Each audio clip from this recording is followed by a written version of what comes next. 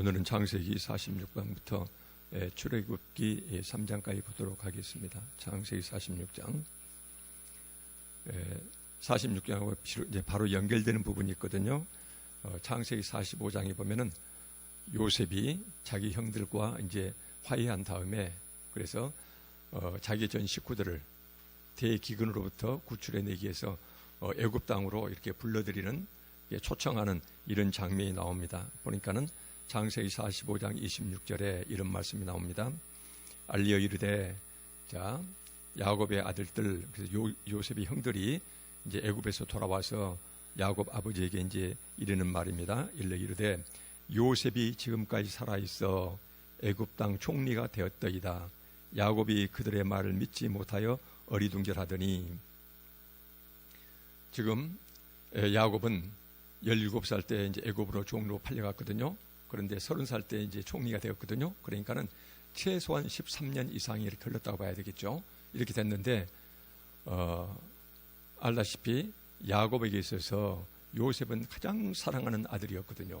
근데 그 아들에 대해서 어떤 비유를 들었습니까? 17살 때요. 피워보지도 못했는데. 근데 짐승들에게 찢겨 죽었다라는 말과 함께 피 묻은 옷을 받았던 이 야곱이거든요. 우리가 이것을 글로 읽어서 망정이지, 그 장면을 상상해 보면은요, 그때 당시 야곱이 얼마나 고통스러웠을까. 이 상상하기가 힘들죠. 근데 야곱이 그렇게 그런 세월을 13년 동안이나 이미 버티고 있었거든요. 그래서 자기가 그렇게 사랑했던 아들이 들에서 짐승에게 찢겨 죽고, 그 다음에 그 흔적으로서 피 묻은 옷을 직접 목격했던 그 야곱이 13년 동안 얼마나 고통스러운 세월을 보냈을까, 이제 이런 생각이 듭니다. 당연하겠죠. 부모니까 너무나 당연한 것이죠. 그런데 어느 날 갑자기 그 자기 아들들이 우환히 몰려와서 애굽 땅에 가더니 뭐라고 하냐면은 요셉이 지금까지 살아 있다. 그리고 애굽 땅 총리가 되어 있더이다. 그래서 살아 있는 것도 믿을 수가 없는데, 그때 당시 애굽이라는 것은 요즘 우리로 말하면은 미국과 같은 곳이거든요. 그래서 미국의 총리가 되어 있다는 것이에요. 어떻게 믿을 수가 있겠습니까? 그래서 야곱이 그들의 말을 믿지 못하여 어리둥절하더니, 45장 27절에 보니까는 그들이 또 요셉이 자기들에게 부탁한 모든 말로 그에게 말하며, 그들의 아버지 야곱은 요셉이 자기를 태우려고 보낸 수레를 보고서야 기운이 소생했다라고 나옵니다. 그래서 기운이 소생했다는 말은 제정신이 들었다라고 이렇게 해석이 가능하거든요. 그래서 보니까는 이 야곱은 도저히 믿을 수가 없었어요. 13년 전에 자기가 직접 들었고, 그 다음에 그 형제들이 와서 피 묻은 옷을까지 이렇게 보여줬는데, 살았다는 말도 믿을 수가 없지만은 더구나 애굽 땅의 총리가 되었다, 도저히 믿을 수가 없었거든요. 그래서 제정신이 아니고 어리둥절했더니 나중에 계속 그 형제들은 어때요? 요셉이 일러줬던 말 가지고 아버지한테 모든 말을 다 전했어요. 얼마나 말을 했겠어요. 그랬는데 그걸 믿지 못했는데, 자기를 태우려고 보낸 수레를 보고서야, 여기는 수레 그랬는데 원래 복수거든요. 그러니까는 자기를 태우려고 보낸 그 마차들을 보고서야 이제 제정신이 들어가지고, 이제 이 말이에요. 여기서 보면은 왜 수레가 근거가 됐을까요? 그 대제국의 총리가 자기가 타던 마차들이고, 그런데 얼마나 크고 화려하고 대단했겠습니까? 근데 그것이 한 대도 아니고 여러 대를 보낸 것을 보고서 그때서 이제 이 야곱이 제정신이 들어서 28절에 하는 말이 있습니다. 이스라엘이 이르되 조카도다. 이 말은 조카도다. 이 말은 이제는 죽어도 한이 없다. 지금 그 표현입니다. 달리 쉽게 풀었으면은 이제는 죽어도 한이 없다. 내 아들 요셉이 지금까지 살아 있으니 내가 죽기 전에 가서 그를 보리라 하고, 이제 야곱이 자기 온 가족과 함께 모든 재산을 전부 다 이제 정리해가지고, 그리고는 애굽 땅을 향해 출발해요. 왜냐하면은 그때 야곱이 살던 그 땅은, 가나안 땅은 아주 기근이 대단했던 것이거든요. 먹고 살 만한 것이 없어요. 그러니까는 애굽에 가서 식량을 좀 얻어다가 좀 먹고, 그럼 떨어지면 또 가서 부탁하고 계속 이런 식인데, 자기 아들이, 그 사랑하는 아들이 살아서 애굽의 총리가 됐다고 그러는데 도저히 믿기지 않지만은 그 화려한 마차들을 보고, 여러 대 마차를 보고서는 이제 긴가민가하고 지금 모든 재산을 털어가지고 어서 가서 내 아들을 봐야 되겠다, 이렇게 이제 출발하는 과정이 나옵니다. 그런데 우리가 보면은 아브라함이 기근 때문에 애굽에 갔다가 거기서 창피당하고 하나님께서 불러들였거든요. 나중에 그 아들 이삭도 똑같습니다. 가나안 땅이 기근이 들었을 때 또 애굽으로 내려가려고 하는데 그때 하나님께서 그때 막으셨어요. 근데 야곱이 자기 선조들의 그런 역사적 전례를 알고 있는데 자기 아들을 볼 욕심으로 모든 재산, 그 다음에 여기는 살기 어려우니까 해가지고 애굽으로 떠나는데 부담이 없겠어요? 아마 부담이 굉장히 컸던 모양이에요. 그래서 보면은 창세기 46장 4절에 하나님께서 나타나셔서 야곱에게 확신을 주시면서 애굽으로 가라, 이제 이런 말씀을 하시는 부분이 나오거든요. 46장 4절에 보니까는 하나님이 이르시되 나는 하나님이라 네 아버지의 하나님이니 애굽으로 내려가기를 두려워하지 말라. 내가 거기서 너로 큰 민족을 이루게 하리라. 이렇게 가지고는 하나님께서 나타나셔서 야곱으로 하여금 애굽 땅으로 이전해 가도록 이렇게 이제 허용을 해 주십니다. 그러면서 어떤 약속을, 그야말로 복된 약속을 해 주시는데 그 약속이 바로 뭐냐면은 내가 너와 함께 애굽으로 내려가겠고, 요 하나님께서 야곱과 함께 애굽으로 같이 가주시겠대요. 그리고 반드시 너를 인도하여 다시 올라올 것이며 요셉이 그의 손으로 내 눈을 감기리라. 내가 가장 사랑하는 네 아들이 내 죽음을 지켜낼 것이다. 그러면서 이렇게 복된 약속을 하나님께서 해주세요. 그래서 이제 야곱은 결국은 그렇게 애굽으로 이제 떠나가게 됩니다. 여기서 보면은요, 우리가 창세기를 쭉 보면서요, 그 다음에 앞으로 이제 출애굽기를 보게 되겠지만은 믿음의 조상들에게 하나님이 항상 반복적으로 주시는 약속이 있습니다. 그 약속이 바로 뭐냐면은 원래 살았던 아버지 고향 친척집을 떠나서 멀고 먼 이방 땅에서 순례길, 그 나그네 길 힘들게 살아갈 때 항상 하나님께서 어떻게 말씀하시냐면은 내가 너와 함께 하겠다. 항상 하시는 말씀이 내가 너와 함께 하겠다, 너와 동행하겠다, 이 말씀을 주세요. 항상 힘들고 어려운 순례길, 나그네 길을 걸어가는 이 족장들에게 반드시 하나님은 나타나셔서 힘들 때마다 주기적으로 나타나셔서 그 당신이 선택한 백성들에게 힘들고 어렵겠지만 너희들은 내 명령 순종하기 위해서 그 편안하고 안전한 고향과 친척 아버지를 떠난 그 후손들이거든요. 그런데 항상 내가 너와 함께 하겠다, 이 약속을 지금 주고 계세요. 하나님의 선택한 백성들과 함께 반드시 하나님께서는 함께 동행해 주시겠다, 이 약속이요. 그래서 이 약속은 똑같습니다. 우리에게도 똑같습니다. 신약 백성들 역시 우리는 하나님께서 선택한 하나님의 백성이거든요. 백성이고, 그래서 우리가 살아가는 동안 하나님께서는 반드시 성부, 성자, 성령 하나님께서 이 앞전에 말씀하셨더니 삼중의 보호막 속에서 항상 우리와 함께 동행해 주고 계세요. 심지어 하나님은 영의 모습으로, 우리 안에 성령의 모습으로 우리 안에 함께 거하십니다. 그래서 우리의 육신의 몸을 하나님께서는 네 몸이 바로 성전이다, 하나님이 계신 곳이다 할 정도로 우리를 이렇게 보호하고 계시거든요. 똑같습니다. 그래서 족장들만 하나님이 편애하신 것이 아니고 우리는 어때요? 하나님의 아들이 우리 각자 생명을 구원하시기 위해서 이 땅에 내려오셔서 십자가에서 돌아가실 정도로 내 목숨 대신 당신의 목숨을 주실 정도로 우리를 그렇게 끔찍히 사랑하셨던 하나님이시거든요.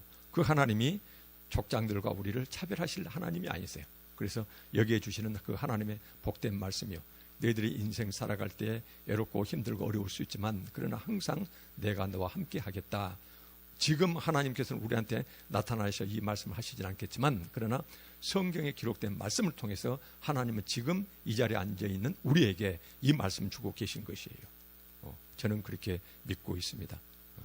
신약에서 계속 이제 그런 말씀들이 반복되고 있고요. 그래서 이제 우리가 이런 말씀을 들을 때에 그 다음에 이런 말씀이 하나님이 우리 육신의 눈으로 보이지 않지만 그런 하나님이 우리와 함께 동행하시면서 항상 우리를 두려워하지 말라, 내와 너와 함께 네 인생길에서 동행해 주시겠고 그 다음에 반드시 너를 내가 목적하는 그곳으로 올려가겠고 그 다음에 편안한 일생을 보내도록 하겠다, 하나님이 이런 약속을 해 주셨는데 만약 우리가 이 약속의 말씀을 족장들에게 주셨던 이 복된 말씀이 오늘날 우리에게도 주셨던 말씀과 똑같은 하나님의 인도하심과 보호하심이 우리를 지키고 있다고 그러면은 우리가 이게 제대로 믿어지고 그 다음에 이거 느껴진다면은 이러한 말씀 자체가 우리에게 얼마나 큰 위로가 되고 그 다음에 큰 복이 되고 그 다음에 우리에게 힘과 즐거움이 될지 우리가 상상하기 힘들겠죠. 그러니까는 믿음이 깊은 사람들은 많이 배웠든 적게 배웠든 많이 가졌든 적게 가졌든 고난 중에 있었던 행복했던 사람들이든 하나님의 이런 말씀을 수천 년 전에 기록된 말씀이지만 하나님께서는 기록된 말씀을 통해서 지금 오늘날 우리에게 이 말씀을 기록된 말씀을 통해서 우리한테 말씀하고 계신다. 지금 이 순간에도 하나님께서는 말씀해 주고 계신다. 우리한테. 이것이 믿어졌던 사람들은 그렇게 행복하게 살았거든요. 그래서 믿음이 깊어질수록 사람들은 세상에 어떤 조건 상황이 있었는지 간에 그런 사람들은 항상 행복했다는 것이에요. 이것들이 이제 그동안 믿음의 선조들이 끝없이 우리한테 전해 내려오는 그런 기록들이고 말씀들이 되겠죠. 그래서 문제는 우리가 세상 살아가면서 내가 내 삶에서 좀 힘들고 어려운 때가 있고 팍팍한 인생이 이렇게 지낼 때가 있는데, 그런데 문제는 뭐냐면은 내 믿음의 깊이가 문제이지, 하나님이 우리한테, 다시 한 말씀드리면은 하나님이 우리를 무관심한 것이 아니거든요. 하나님의 우리를 향해서 하나님 무관심한 것이 절대 아니고, 문제는 바로 뭐냐면은 이렇게 하나님께서는 믿음의 선조들을 통해서 똑같은 말씀을 반복해서 우리한테 주고 계시는데도 불구하고 우리가 이 말씀을 제대로 깊게 믿지 못한다는 것이에요.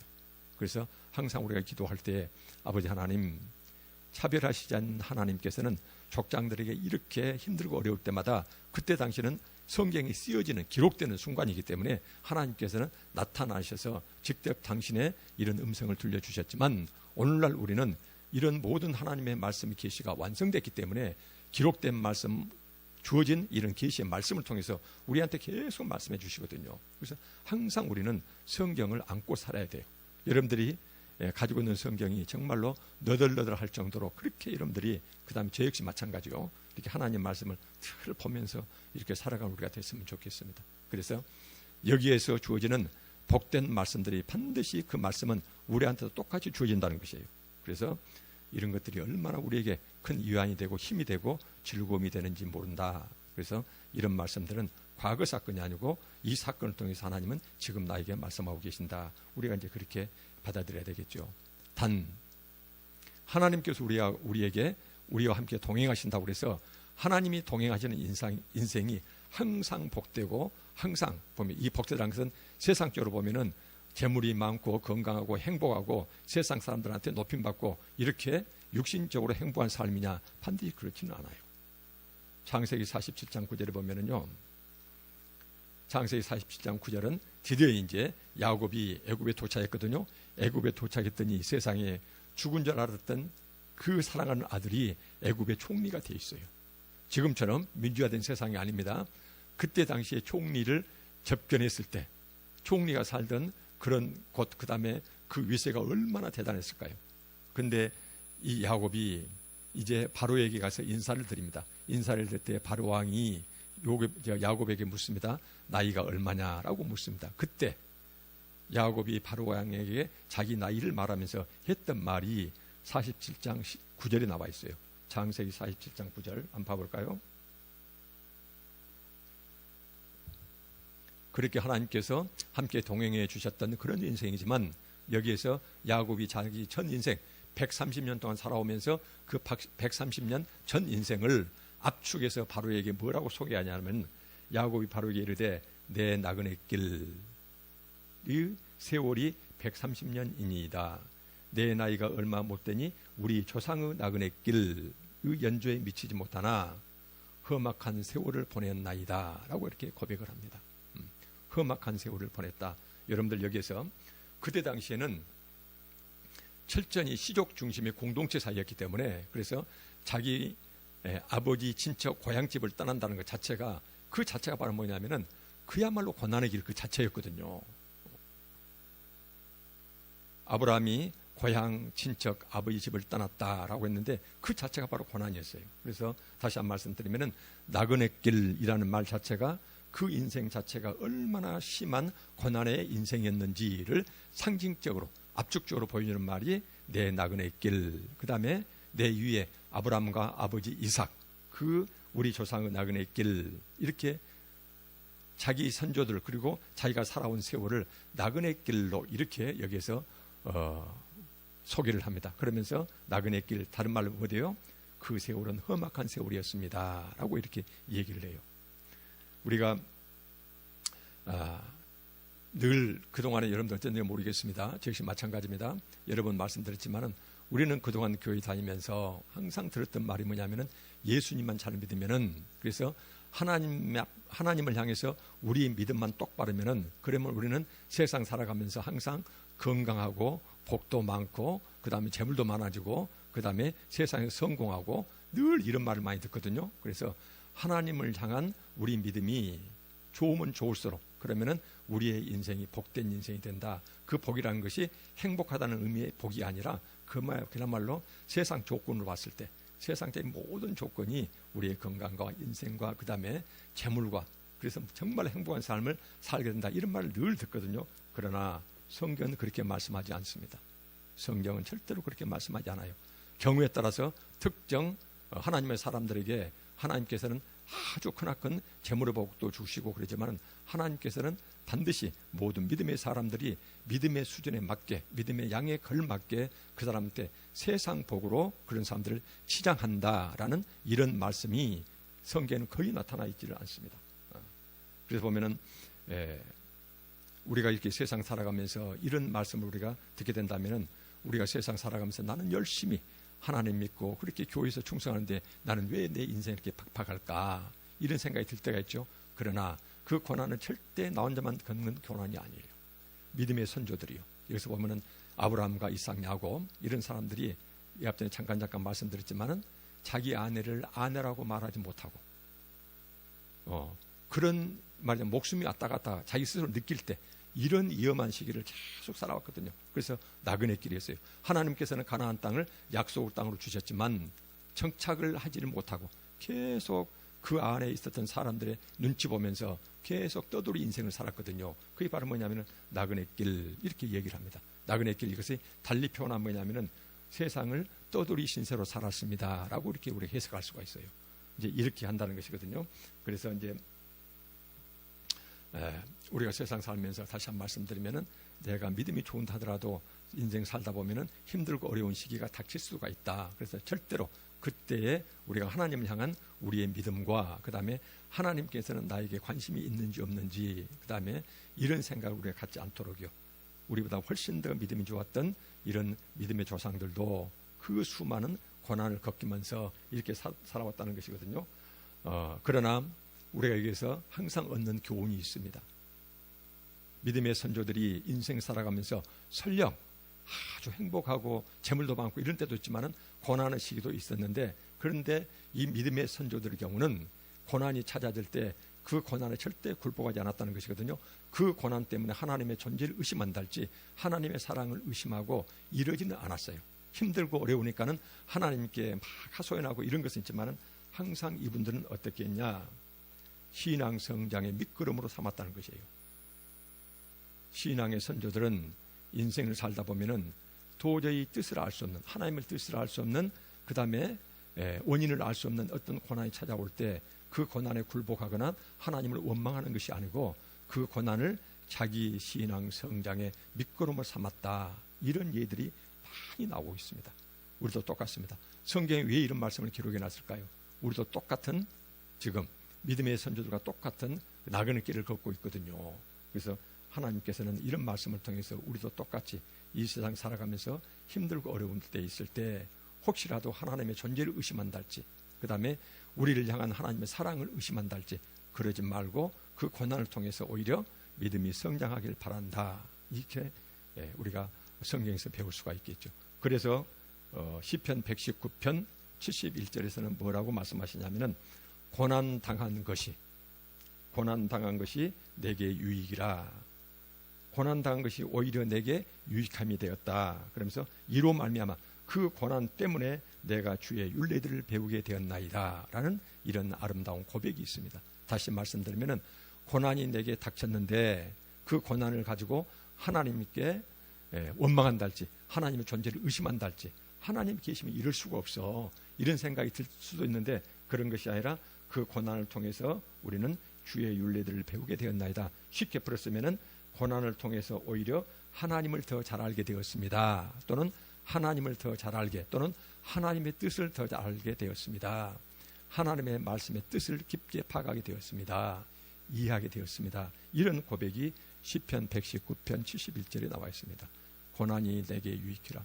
그래서 여러 번 말씀드리지만은 수많은 성경에 기록되지 않는 지난 2000년 동안의 수많은 이런 신앙의 선조들이요. 그런 사람들의 경우는 하나님 우리 주 예수 그리스도에 대한 믿음이 충만했을 때 그런 사람들의 경우는 세상에 어떤 험한 것도 그런 사람들을 거꾸로 뜨릴 수가 없었다. 이제 이런 이해들이 굉장히 많이 있습니다. 믿음이 충만한 사람은 세상 살면서 그런 사람도 한때는 고난당할 수가 있다. 그러나 그런 사람들이 고난당할 때 하나님을 원망한다거나 하나님을 떠난다거나 하나님의 존재를 의심하는 것이 아니라 오히려 그것을 신앙 성장의 밑거름으로 삼았다는 표현이 시편 119편 71절에 고난이 오히려 내게 유익이었다. 그 고난 때문에 내가 하나님의 율례, 하나님의 말씀, 하나님의 실존, 하나님의 은혜를 더 깊게 깨닫게 되었다라는 이런 고백이 가능하다는 것이거든요. 오히려 믿음 안에서만 이런 고백이 가능합니다. 그래서 이제 창세기가 거의 다 끝나갑니다. 창세기가 끝나가는 상황에서 성경이 특별히 기록하고 있는 성경 두 구절이 있어요. 한번 그걸 살펴보시게요. 바로 창세기 47장과 50장이거든요. 창세기 47장 30절과 31절 한번 봐보시게요. 창세기가 이제 거의 다 끝나갑니다. 마지막 창세기 47장 30절을 보니까는 뭐라고 나오냐면은 야곱의 고백이거든. 야곱이 하는 말이거든요. 내가 조상들과 함께 눕거든, 내가 눈을 감거든, 그 말이거든요. 그러면은 내가 죽게 되거든 너는 나를 애굽에서 메어다가 조상의 묘지에 장사하라. 요셉이 이르되 내가 아버지 말씀대로 행하리이다. 31절에 야곱이 또 이르되, 또 이제 반복해서 이르되 내게 맹세하라. 아들이 오케이 했는데 불구하고 그것은 부족하고 이제 내게 맹세하라 하며 그가 맹세하니 이스라엘이 침상머리에서 하나님께 경배하니라. 이 말씀이 나와요.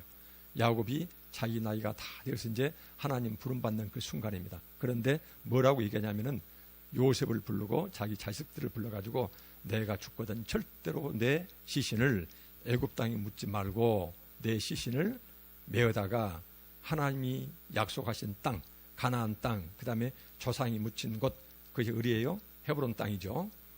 헤브론 땅에 조상들과 함께 묻어달라, 이 표현이에요. 그 다음에 또 창세기 50장 24절을 보니까는 요셉이 그의 형제들에게 이르되, 요셉입니다. 한참 뒤에 자기 아버지 야곱이 돌아가시고 나서 요셉이 그 형제들에게 이르되 나는 죽을 것이나 하나님이 당신들을 돌보시고 당신들을 이 땅에서 인도하여 내사 아브라함과 이삭과 야곱에게 맹세하신 땅에 이르게 하시리라 하고, 50장 24절에 25절에 요셉이 또 이스라엘 자손에게 맹세시켜 이르기를 하나님이 반드시 당신들을 돌보시리니 당신들은 여기서 내 해골을 메고 올라가겠다 하라 하였더라. 그리고 26절에 보니까는 요셉이 110세에 죽었다라는 표현이 나와요. 자, 우리가 창세기를 이제 마감하면서 왜 성경에서는 야곱의 죽음과 요셉의 죽음 말미에다가 내 시신을 메다가 자기들이 지금 그렇게 호화스럽게 사는 곳이거든요.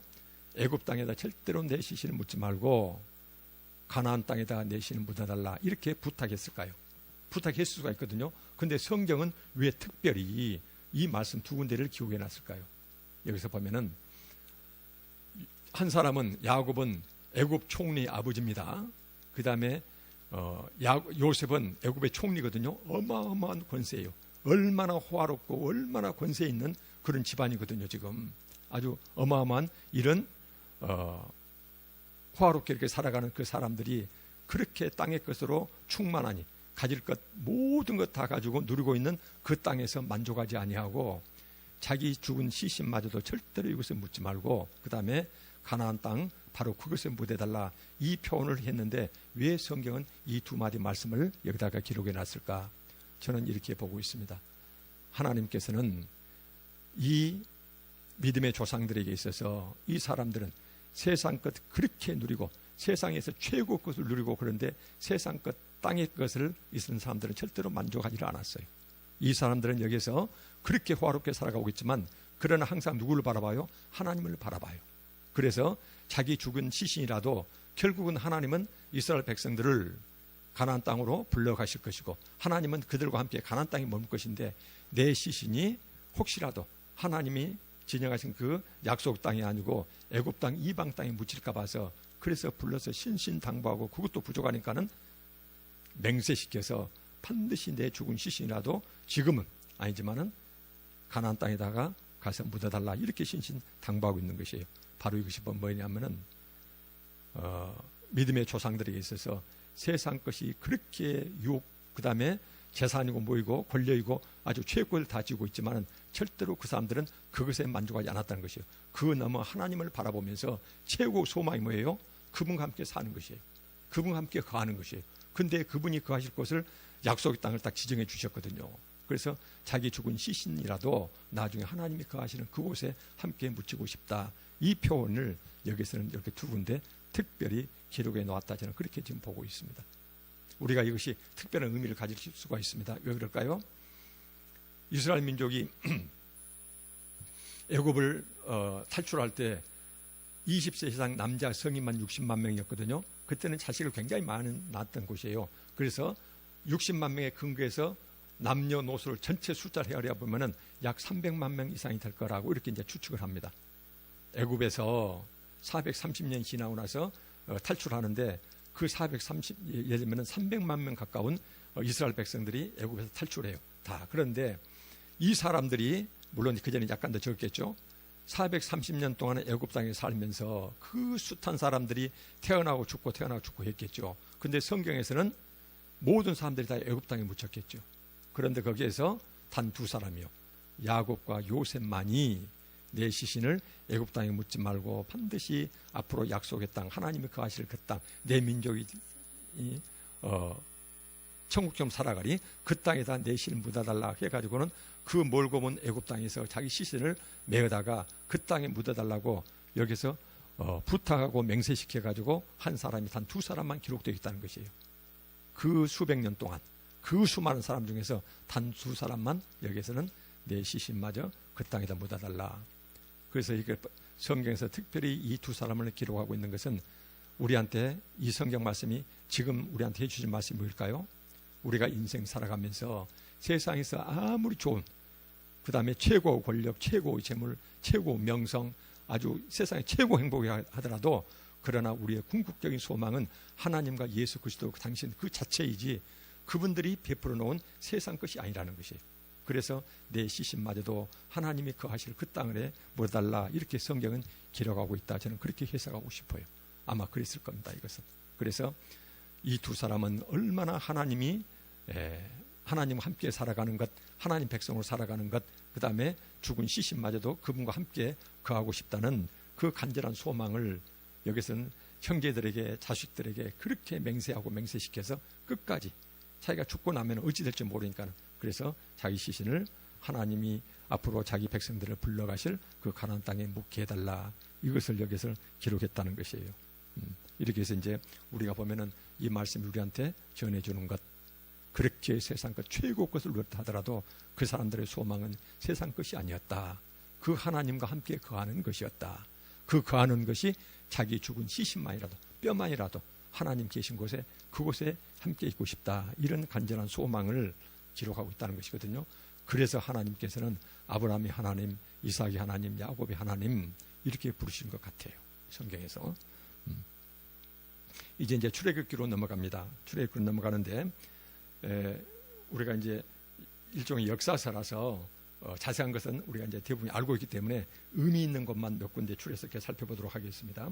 보니까는 출애굽기 1장 15절이 나옵니다. 출애굽기 1장 15절은 어떤 경우냐면은 애굽에가 왕조가 바뀌거든요. 그 말하자면은 그 전에 있던 요셉의 공로를 알고 있었던 그 왕조는 다른 왕조에서 이제 멸망당하고 이제 다른 왕조가 애굽을 다스리는 경우예요. 그러니까는 새로 시작된 이 왕조는 그 전에 있었던 요셉이라는 아주 걸출한 이 총리가 얼마나 애굽 사람들 전부 다 굶어 죽겠댔던 그 나라를 살려내는가 이런 공로를 몰라요. 그래서 어쩝니까? 히브리 민족을 아주 확대를 합니다. 왜 그래요? 이 히브리 민족이 숫자가 어마어마하게 늘어나거든요.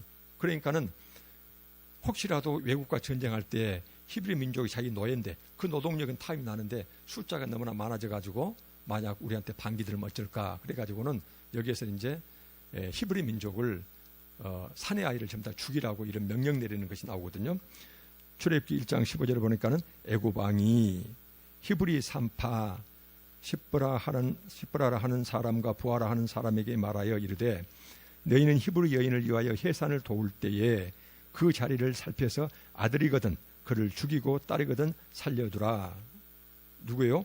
애굽 왕이 하찮고 하찮은 그때 당시에 여기서는 산파들에게 이렇게 하는 말씀이에요. 이제 얘기예요. 명령인데 근데 출애굽기 1장 17절에 보니까 그러나 산파들이 하나님을 두려워하여 애굽 왕의 명령을 어기고 서로 대조가 나타납니다. 하나님을 두려워하는 마음, 그 다음에 애굽 왕의 명령을 어기고 남자 아기들을 살린지라. 이 세 절 말씀 우리한테 해주시는 말씀이 뭘까요? 그때 당시는 왕조 세계거든요. 왕의 명령이면은 쉽게 말하면 삼족을 멸할 수 있는 그런 절대 왕정 시대예요. 그런데 산파들은 아주 하찮은 이런 직업이었거든요. 그런데 왕이 히브리 민족에게서 아들이 태어나면 전부 다 죽여라 그랬는데 이 산파들 특히 여기서 두 산파가 하나님을 두려워하여 애굽 왕의 명령을 거역했다. 그래서 17절에 하나님을 두려워했다. 그 다음에 애굽 왕의 명령을 어겼다. 이 지금 말씀을 여기서 하고 계세요. 이 말은 뭔 말일까요?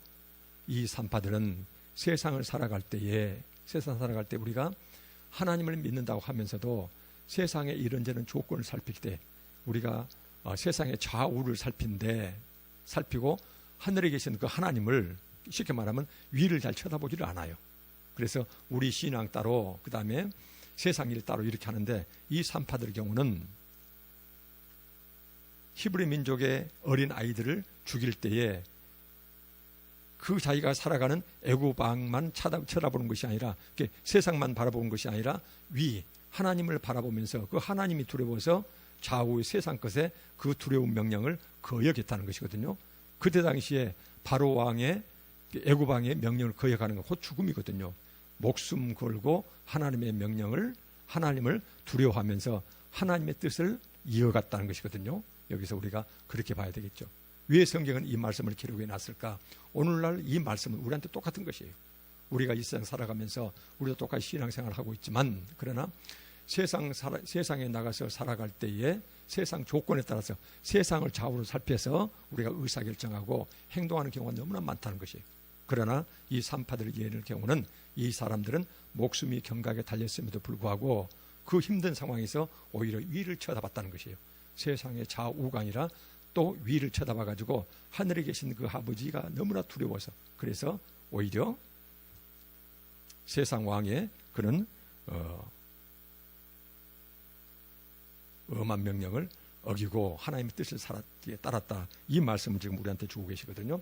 그래서 이제 오늘날 우리도 똑같은 하나님께서 말씀을 이제 주고 계시겠죠. 그래서 이제 이런 말씀을 볼 때 우리가 항상 과거의 사건을 보시지 말고 하나님께서 왜 이 사건을 여기서 기록해서 우리로 하여금 보게 하시는지. 그래서 항상 하나님 다시 말씀드리면은 하나님은 기록된 성경 말씀을 통해서 항상 지금도 우리한테 말씀해 오고 계시거든요. 그래서 이것은 지금 우리한테 해 주시는 말씀이다. 그래서 세상 살아갈 때에 세상 좌우만 우리의 눈높이에서 세상만을 바라볼 것이 아니라 항상 우리는 위를 쳐다보면서 하나님의 뜻이 무엇인지 내가 이렇게 하는 것이 하나님 뜻에 맞는지 아닌지 이것을 우리가 판단을 해야 되겠다. 이렇게 이제 우리가 이런 교훈을 얻어야 되겠죠. 드디어 이제 출애굽기 3장으로 넘어가겠습니다. 이제 모세가 태어났고 그 다음에 하나님께서는 결국은 때가 되니까 모세를 찾아오십니다. 그래서 모세를 통해서 당신의 백성을 출애굽시키기 위해서 모세를 찾아오셔서 하시는 말씀이에요. 출애굽기 3장 7절 보니까는 여호와께서 이르시되 내가 애굽에 있는 내 백성의 고통을 분명히 보고, 자 동사입니다. 그들이 그들의 감독자로 말미암아 부르짖음을 내가 듣습니다. 그 근심을 알고. 그래서 여호와 하나님께서는 당신이 선택한 백성들이 세상을 살아갈 때 그들이 세상 살아가면서 겪는 그런 고통을 분명히 하나님께서는 눈으로 보고 계시고 그 다음에 귀로 듣고 계시고 그 다음에 우리의 심령까지 깊게 살펴서 우리 마음속의 근심을 알고 계신다라고 말씀하세요. 여기서는 출애굽기 3장 7절에서 우리가 눈여겨볼 하나님께서 당신이 선택한 당신의 백성들을 어떻게 동행하시는지, 함께 거하시는지, 보살피시는지, 여기 세 개의 동사가 내가 너희들이 겪는 고통을 보고 있고 그 다음에 듣고 있고 그 다음 네 마음속을 내가 알고 있다, 이렇게 하시면서, 근데 여기서 그치는 것이 아니에요. 당신의 백성들이 세상 살아가면서 힘들고 어렵게 살아갈 때, 혹시 고난 중에 살아갈 때, 그때 내가 보고 있다, 네 그 힘들고 어려운 상황을 보고 있고, 네 말하자면 한숨소리, 근심소리, 네 신음소리를 내가 듣고 있고, 그 다음에 네 마음속에 뼈를 말리는 정말로 그런 근심을 내가 알고 있다. 그러면서 이 자체에 끝나는 것이 아니고 출애굽기 3장 8절에 보니까는 내가 내려가서 우리 곁으로 오신다는 것이에요. 하나님이 우리 곁으로 오신다. 그리고 그들을 애굽인의 손에서 건져내고 그 다음에 그들을 그 땅에서 인도하여 건져내시고 인도해서 그 위기에서 건져낸 다음에 인도해 내신다는 거예요. 어디로요? 아름답고 광대한 땅, 젖과 꿀이 흐르는 땅, 곧 가나안 족속, 헷 족속, 아모리 족속, 브리스 족속, 히 족속, 여부스 족속, 전부 다 가나안 족속들입니다. 족속의 지방에 데려가려 하노라.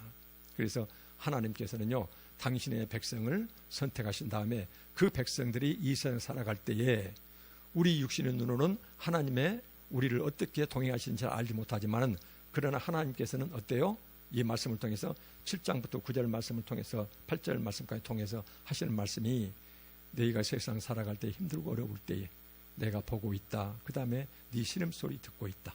네 마음속에 정말로 깊고 깊은 근심과 불안, 걱정을 내가 알고 있다. 그런데 내가 반드시 어때요? 그 원인 제공자 애굽인 손에서 너를 건져내고 그 다음에 너를 건져낸 다음에 그 길을 인도해서 그 다음에 내가 계획하고 있었던, 내가 작정했던, 예정했던 그 젖과 꿀이 흐르는 아름다운 땅, 그곳으로 너를 데려가겠다. 이제 이 말씀을 때가 되니까, 하나님이 때가 되니까는 하나님께서는 모세를 찾아와서 하시는 말씀이거든요. 그래서 하나님께서는요, 당신의 백성을 선택하신 다음에 반드시 그 백성을 내버려 두신 것이 아니라는 것이에요. 우리가 처음에도 다시 말씀드렸지만은 우리가 믿음이 부족해서 그러지, 인생 살아가면서 힘들고 어려울 때에, 그 다음에 애롭고 쓸쓸할 때에 하나님은 정말 계신 것인지 우리가 그런 의심될 때가 있겠죠. 그러나 우리가 이런 말씀을 보면서 이완을 얻어야 될 것 같아요. 하나님께서는 그때그때 우리한테 나타나시지 않는 것 같지만 항상 하나님께서는 밤낮 없이 우리를 살피고 계신다. 보고 계시고 듣고 계시고 알고 계시고, 그 다음에 때가 되면은 건져내시고 그 다음에 인도해서 그분이 원하시는 곳으로 데려가신다. 이 말씀을 하나님께서는 이스라엘 백성들에게 주셨는데, 이스라엘 백성이, 신약은 누구예요? 교회를 말씀하신 것이죠. 구약의 이스라엘 백성은 신약은 하나님 나라를 말씀하고 계시거든요. 하나님 나라는 1차적으로는 우리 가정이 되고 2차적으로는 하나님 믿는 자의 모임인 교회가 되는 것이죠. 그래서 교회를 말씀하세요. 그래서 이스라엘 백성한테 주셨던 이 하나님의 동행하신다는 증거 자체가 보고 있다, 듣고 있다, 알고 있다. 그 다음에 건져내고 인도해서 내가 그곳으로 데려가겠다. 이 동사요. 보고, 듣고, 알고, 건져내고 인도해서 데려가겠다. 6개 동사요. 3장 7절과 8절에서 6개 동사에다 여러분들이 밑줄 그었으면 좋겠어요. 똑같습니다. 이스라엘 백성은 오늘날 우리 교회를 말한다. 교회라는 것은 예수 그리스도를 구주로 믿는 자들의 모임, 우리 자체를 말씀하시는데 우리한테 똑같이 주시는 말씀들이에요. 신약에 이런 말씀들 굉장히 많잖아요. 그래서 심지어 하나님께서는 보면은 너희가 내 안에, 너희가 너희 안에 있다 할 정도로, 그래서 예수 그리스도는 우리 안에, 우리는 예수 그리스도 안에, 예수님은 하나님 안에, 아버지는 내 안에 있다, 이렇게 해서 성부, 성자, 성령 하나님과 우리 함께 살아가고 있거든요. 그래서 항상 상시적으로 하나님 그것을 살피고 계신다는 것이에요. 그래서 우리가 이런 말씀을 바로 내 자신한테 적용한다고 그러면 얼마나 우리가 위로가 되고 힘이 되는지 몰라요. 그때 힘들고 어려울 때 그렇게 하나님께 매달리면서 기도하는데, 그렇게 기도하는데 응답은 없고 나아질 기미는 보이지 않고 그러지만 하나님 때가 되면 반드시 하나님께서 우리한테 역사하신다는 것이거든요. 전에 말씀하셨듯이 역사는 크게 보면은 굉장히 다양한 방식으로 역사하실 수가 있겠죠. 첫째는 뭐예요? 내가 근심 걱정거리 자체가 변화되지 않다더라도 그것을 바라보는 내 관점 자체가 변할 수가 있고, 둘째는 뭐예요? 그 근심 걱정 그 자체를 하나님께서는 해소시켜서 문제를 근본적으로 해결해 주실 수도 있고, 그런 하나님께서는 반드시 때가 되면은 우리한테 내려오셔서 내 마음을 바꾸든 그 다음에 상황을 바꾸든 우리를 그 고통으로부터 구원해 내신다. 그 말씀이 출애굽기 3장 7절 8절이요. 무려 몇 년 만에요? 430년 만에 하나님께서 찾아오셔서 누구한테 찾아오세요? 이 사명을 맡길 자한테 하나님께 정하신 그 모세에게 때가 되니까 하나님이 찾아오셔서 하시는 말씀이 보고 듣고 알고 건져내서 인도해서 데려가겠다. 6개의 단어를 지금 동사를 쓰고 계신다는 것이에요. 우리가 이런 성경 말씀을요, 이스라엘 백성이 오늘날 우리 교회를 말하고 교회 구성원인 내 자신을 말씀하고 계신다 그러면은 얼마나 힘이 되는지 몰라요. 또한 우리가 기도할 때 당장 응답이 없다 하더라도 이스라엘 백성들은 430년 동안 신음 속에서 살았다. 한참 동안 그 뒤에 상당 기간을 신음 속에 살았다. 근데 하나님이 때가 되면 반드시 찾아오신다. 우리도 마찬가지다. 우리가 이렇게 생각이 되겠죠. 그래서 이제 출애굽기 3장 12절에 뭐라고 말씀하세요? 하나님 이르시되 내가 반드시 너와 함께 있으리라. 또 이 말씀을 하세요. 내가 반드시 너와 함께 있으리라. 그래서 하나님께서는 우리한테 교회를 맡겨주시고 사명을 맡겨주실 때 문제는 내 믿음의 깊이가 문제지, 하나님께서는 반드시 내 곁에서 함께 동행해 주시고 힘을 주신다는 것이거든요. 그래서 우리가 그것을 의심 없이 늘 내 곁에 하나님이 계신다는 것을 늘 이렇게 믿음의 눈으로 바라보면서 이렇게 살아가게 된다면 얼마나 든든하고 위로가 될까, 그런 생각이 듭니다. 그래서 과거 믿음의 선조들이 일어났던 이 사건은 지금 오늘날 우리에게 일어나고 있는, 지금 현재 진행되고 있는 우리 사건이다. 이렇게 이제 바라봐야 되겠죠. 그래서 지금까지 했던 말씀을 간단히 요약하겠습니다. 믿음의 조상들 역사를 통해서 하나님은 말씀하고 계십니다. 금방 봤던 것. 첫째는 뭐예요? 선택받은 하나님의 백성이자 하더라도 그들도 고난을 당할 수가 있다. 그러나 그 고난 때문에 믿음의 조상들은 절대로 하나님을 떠난다 할지, 하나님을 배신한다 할지, 그 다음에 하나님의 존재를 의심한다 할지 이러지를 하지 않았다는 것이에요. 그들은 오히려 한때 신음소리 힘들고 어렵겠지만 결과적으로는 그 고난을 자기 신앙 성장의 밑거름으로 삼았다라는 것을 오늘날 우리에게 말씀해 주고 계시고 있고, 두 번째는 바로 뭐냐면은 내가 선택한 백성은 절대로 하나님께는 홀로 두지 않는다. 6개 단어예요. 내가 보고 듣고 알고 있다. 그 다음에 너를 반드시 네가 정말로 지금 신음소리를 내고 있는 그 고난에 그 근심 걱정거리에서 너를 건져내서 인도해서 데려갈 곳이 있다. 이 하나님께서는 우리를 반드시 이렇게 하나님이 원하시는 그것으로 인도해 가신다는 것이거든요. 그래서 이것을 우리가 굳게 내 사건으로 믿어야 된다. 그 다음에 세 번째는 뭐예요? 산파들처럼, 오늘 우리가 주는 교훈은 산파들처럼, 그때서는 왕정치, 왕의 치하에서 왕의 명령을 어기는 것은 곧 죽음인데도 불구하고, 근데 하나님이 두려워서 결국은 히브리 민족의 사내 아이들을 전부 다 살려주었다는 것이거든요. 그래서 성경에서는 이 두 여성이요, 이 두 여성의 이름을 성경에다 써놨어요. 그 이름을 기록해놨어요. 얼마나 놀라운 복인지 몰라요. 아주 축복적인, 이런 축복이 있을 수가 없어요. 근데 성경에서 그때 당시 우리가 이제 말씀드리지만은 여성들이 굉장히 성차별을 심했던 곳이에요. 그 시기예요.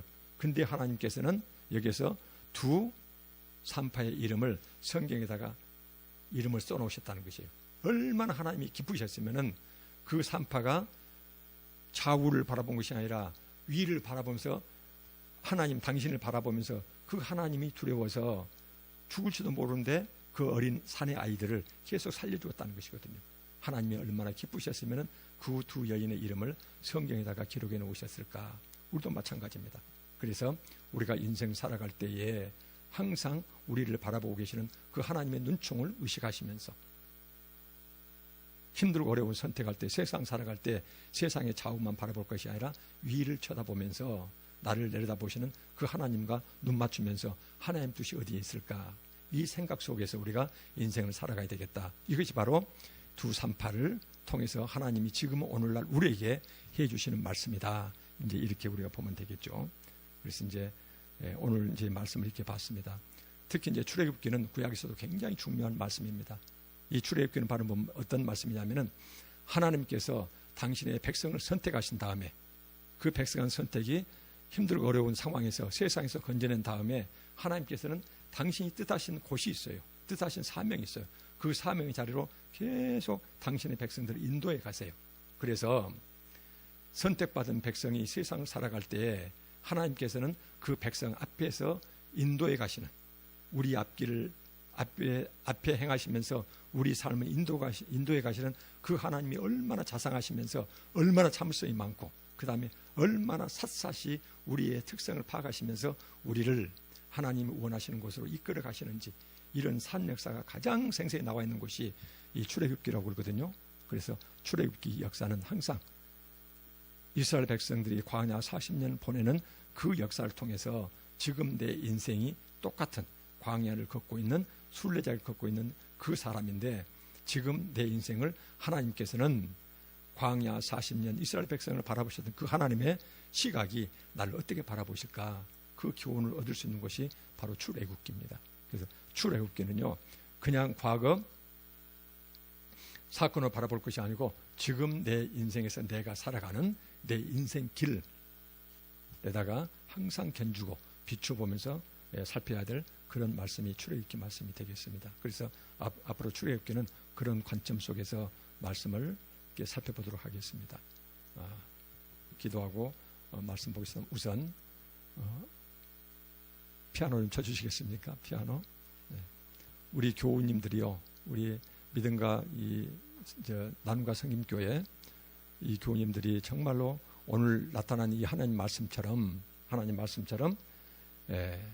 혹시 힘들고 어려운 상황이 처했을 때 믿음의 형제들도 믿음의 이런 선택받은 백성도 고난 당할 수가 있다. 그러나 그 고난을 굳세게 이겨내고 예수 그리스도 안에서 그 고난을 굳세게 이겨내면서 그 고난을 오히려 하나님께 끊임없이 신음소리 함께 기도하면서라도 그 고난을 끝까지 이겨내면서 오히려 신앙 성장의 밑거름이 되는 그렇게 굳세게 이겨내는 우리 모든 교우님들과 우리 자신이 될 수 있도록 그 자신을 한번 말씀해 주시고 그 다음에 이제 우리가 힘들고 어렵게 살아갈 때 하나님은 절대로 나를 홀로 두고 계시지 않고 내 곁에서 나를 바라보고 계시고 듣고 계시고 알고 계시고 그 다음에 건져내시고 아까 6개 동사 있죠. 그래서 우리를 그렇게 찬찬히 우리 삶을 함께 동행해 주시는 그 감사한 하나님 우리가 생생히 느낄 수 있도록 확실한 믿음을 가질 수 있도록 이제 이 말씀과 함께 그 다음에 세상 살아갈 때 항상 하나님 뜻을 살피는 우리가 되게 해달라고 이 세 가지 조건이요.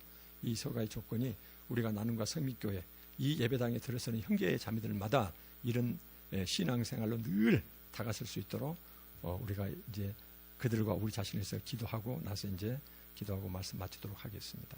네. 단주해 주십시오.